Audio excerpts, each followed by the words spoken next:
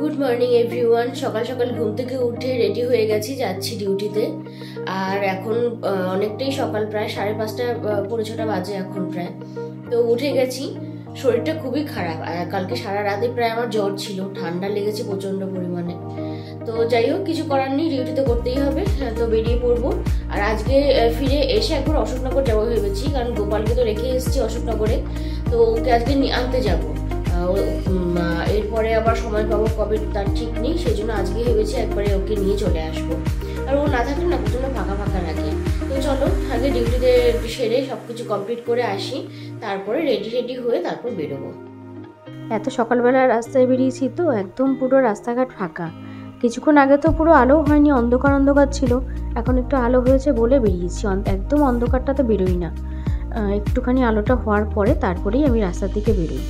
আর এখন তো তাও ঠান্ডাটা অনেকটা কমেছে, এখন আগে ঠান্ডার মধ্যে তো একদমই অন্ধকারের মধ্যেই বেরোতে হতো। ঘরে এসে যত তাড়াতাড়ি করি না কেন ঠিক লেট হয়েই যায়। আসলে সকালে কিছু তো করে বেরোতে পারি না, চটপট করে বেরিয়ে পড়ি সকালবেলা, আর ফিরে এসে বেশ অনেকগুলো কাজই থেকে যায়। তো যাই হোক, এখন রেডি হয়ে গেছে, আমি 4টে বাজে বেরোবো। বেরিয়ে দেখি আগে ট্রেন পাই নাকি। আমি আগে সোজা হাবড়া চলে যাবো, আমার হাবড়ায় একটু কাজ আছে। তারপর আমি হাবড়া থেকে মানে কখন কি হয় শেষ কাজ, সেই অনুযায়ী আমি হয় বাসে আসবো, নাহলে ট্রেনে আবার অশোকনগর চলে আসবো। তো আগে চলো তাড়াতাড়ি করে বেরিয়ে পড়ি, অনেকটাই দেরি হয়ে গেছে। এর মধ্যে প্রায় অনেকটা সময় কেটে গেছে, আর আমি হাবড়ায় এসে হাবড়ায় যে আমার ছোটোখাটো কাজ ছিল সেগুলো সব সেরে ফেলেছি।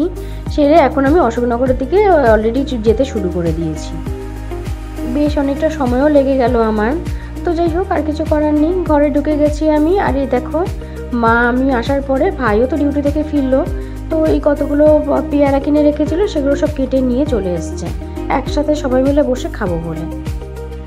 আমি তো দেরি করেই দুপুরে খেয়েছি, দুপুর বলতে নয় প্রায় বিকেলে খেয়েছি, সেজন্য আর বেশি কিছু খাবো না, একটু ছোটোখাটো কিছু খাবো।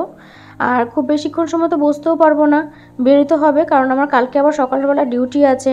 আর তাছাড়া বেশ অনেকটা রাতও হয়ে যাচ্ছে, আর গপুকে নিয়ে যাব, তো খুব বেশি একটা রাত করে যাবও না। আর গপু শোনার তো আজকে মনটা খুবই খারাপ, বন্ধুদের ছেড়ে এখন যেতে হবে বাড়িতে। তো অনেকদিন বেশ ছিল সবার সাথে মিলেমিশে, আমি আবার ঘুরতে নিয়ে আসবো। সবসময় ও না থাকলে না আমারও খুব মনটা খারাপ লাগে। তাও গপু ছিল বলে এসছি, তো একটু মায়ের দর্শন পেয়ে যাচ্ছি। আসলে সবসময় তো আর আসা হয় না, গপুটা ছিল বলে ওকে আনতে আসবো, সেই টানেও চলে এসছি। তো যাই হোক, আর সময় দেওয়া যাবে না, এবার চটপট করে সব কিছু গুছিয়ে নিতে হবে, কারণ ট্রেনের টাইম দেখে নিয়েছি, ট্রেন টাইমটাও এখন ঠিকঠাক মোটামুটি আছে সময় মতন। একেবারে ট্রেনে উঠে ওকে নিয়ে চলে যাব। খুব বেশি ভিড় হলে ট্রেনে না গপুকে নিয়ে উঠতে ভীষণ কষ্ট হয়, তো কিছু তো করার নেই, ওকে নিয়ে তো উঠতেই হবে।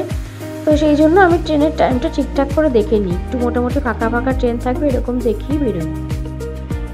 এবার তো গপুর কোনো জামাকাপড় সেরকম কিছু আনা হয়নি, তো ওর বন্ধুদের সব জামাকাপড় পরে কটা দিন কাটিয়েছে।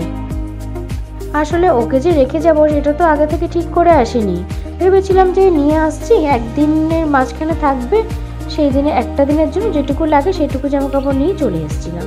কিন্তু হঠাৎ করে ডিসিশন চেঞ্জ হলো, ওকে রেখে যাওয়া হলো, ও একটু থাকলো। তো এরকম মাঝে মধ্যেই হয়, ওর বন্ধুদের জামাকাপড় পরেই ও মোটামুটি অনেক দিন কাটিয়ে দিতে পারে।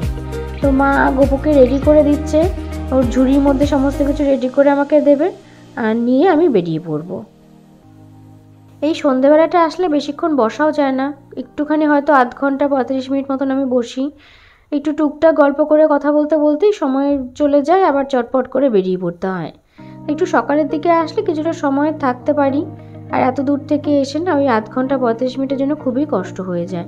কিছু করার নেই, এভাবেই আসতে হবে। বেরিয়ে পড়লাম আমরা দুজন, মানে আমি আর গপু সোনা। এবার বাড়ির পথে রওনা হচ্ছি। বেশ অনেকদিন মামাবাড়ি ঘোরা হলো, আবার বেশি দিন মামাবাড়িতে তো একদমই থাকতে নেই, এবার একটু বাড়িতেও যেতে হবে। তো বাড়ি থেকে ঘুরে আবার মাঝখানে একদিন আসবো, এসে ওকে দিয়ে যাবো, কিছুদিন থেকে যাবে। এদিকটাতে না তাও একটু এই সময়টা বেশ ঠান্ডা ঠান্ডা মতন লাগে, আর আমাদের ওদিকে গেলে তো একদমই ঠান্ডা লাগে না। তো ভালোই লাগে এই ঠান্ডাটা, বেশ একটু হালকা হালকা ঠান্ডা, বেশ ভালোই লাগে। যাই হোক, চলো এবার বাড়ির পথে রওনা হই দুজনে মিলে।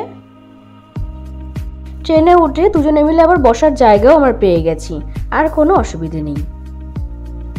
গপু সোনাকে সুন্দর কোলের মধ্যে নিয়ে আমি বসে পড়েছি, গপুর আর কোনো কষ্ট হবে না। ভিড় থাকলে ওর একটু টানাটানি হয়, তো ওর একটু কষ্ট হয়ে যায়। এই এতক্ষণ পরে এই জাস্ট ঘরে ঢুকলাম, এসেই আগে আমি ড্রেসটা চেঞ্জ করে নিয়ে গপুকে আগে ওর জায়গায় সুন্দর করে বসিয়ে দিয়ে নিই। এতটা জার্নি করে এসছে, ওরও হয়তো কষ্ট হচ্ছে, তাই আগে চটপট করে ওকে বসিয়ে দিয়ে নিলাম, কারণ পুজো দিতে হবে, বেশ অনেকটাই কাজ আছে। আর অনেক দিন মানে 2-3 দিন ও না থাকলে ওর জিনিসপত্রগুলোকে ঠিক করে আবার গুছিয়ে নিয়ে ওকে পুজো দেওয়া সময় লেগে যায় বেশ অনেকটা। তো সেগুলো সব করে ওকে ঘুম পাড়িয়ে দেবো, কারণ কালকে আমার আবার সকালবেলা বেরোতে হবে। তো বেরোনোর আগে তো আগে ওকে ঘুম থেকে তুলে একেবারে বসিয়ে রেখে দিয়ে যাই, সেই জন্য একেবারে এখন পুজো দিয়ে গপুকে ঘুম পাড়িয়ে দেবো, তাহলে ও অনেকটা সময় ঘুমোতে পারবে। তো চলো আজকের ভিডিওটা এ পর্যন্তই, দেখা হবে নতুন ভিডিওতে, টাটা।